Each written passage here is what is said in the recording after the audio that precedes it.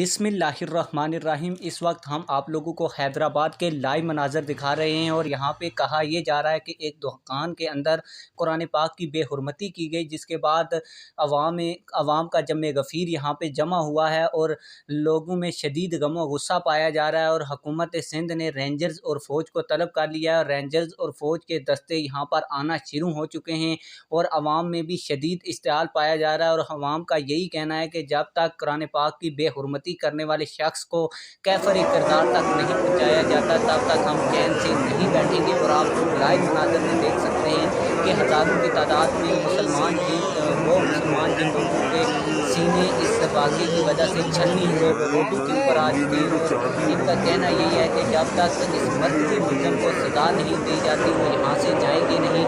इस हवाले से हुकूमत सिंध ने यहाँ पर रेंजर और पाक फौज के दस्तों को और पुलिस को तलब कर लिया है। पाक फौज, पुलिस और रेंजर्स के दस्ते यहाँ पर पहुँचना शुरू हो चुके हैं। आप लोगों की इस हवाले से क्या राय है, कमेंट सेक्शन में अपनी राय का ज़रूर इजहार फरमाएँ।